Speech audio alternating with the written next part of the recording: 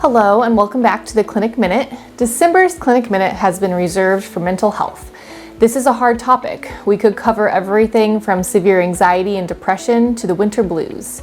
It is an individual matter. As humans, we yearn to feel content and in control, but oftentimes our work, personal life, or temporary situations have us in a fight or flight response. I have patients tell me, Dr. Brown, I'm so blessed with a great life. My wife is awesome, the kids are healthy, and I have a good job. So why do I feel so down all the time? I would say this is a normal response for many of my patients.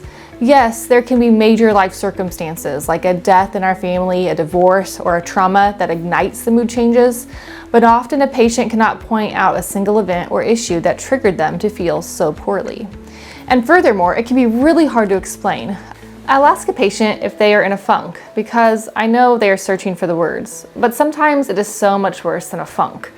Truly, if you ever feel at a loss or in a deep or dark space, it is completely okay to reach out to your provider. I always want my patients to feel comfortable talking to me about how they feel. It is only the human experience and treatable. I use medications to help, but not always. There are so many other interventions that can help provide relief. If you have listened to my Clinic Minute before, you will remember me mentioning the EAP or Employee Assistance Program that is free to employees and dependents. I hope if you have been suffering from a mood disorder that you would take the time to talk to your doctor. You are a human and not immune from feeling this way and deserve to have a listening ear. If you find yourself in a good spot in life but want to tweak your mental health, then I suggest small measures in a consistent and persistent way. The things I want my patients to prioritize are sleep, nutrition, and movement.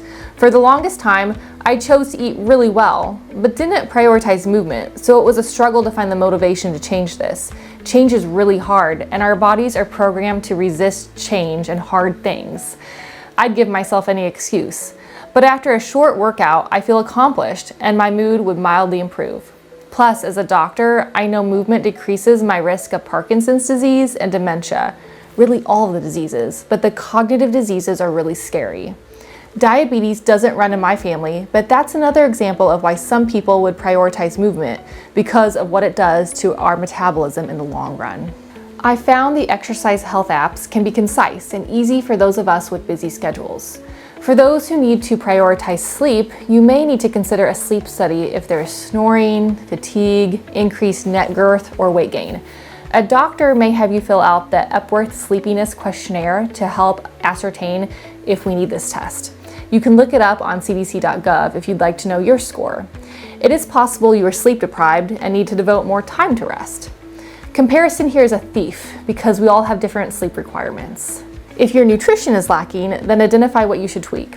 As a doctor, I first like to identify the obvious offenders like soda pop and excessive portions. Others need to focus on getting their macronutrients in check. The typical American has too many processed carbohydrates in their diet. Again, there are some nice apps to help a person track these if they are struggling or don't know where to start. Finding enjoyment in life and truly taking the time and energy to take care of ourselves is really hard. I encourage you to pick up that old hobby or try a new one. It doesn't have to be earth-shattering. You don't have to run a marathon or play in a symphony, but just maybe you could go for a walk 5 minutes a day or finally start reading that book you bought. Only you know what could fill your cup after we spend all day emptying our cup for our families, our careers, and managing our lives. Hopefully, I've given you something to think about, and maybe you can already picture something you can do to improve your mental health. Again, if you need to take the time to talk to your doctor, then go ahead and call their office today to make an appointment. Or if you need to make a small adjustment in your life for yourself, then start today. We are planning our Clinic Minutes for next year, and I look forward to joining you all again in the near future. Everyone stay well and safe. See you again in 2025.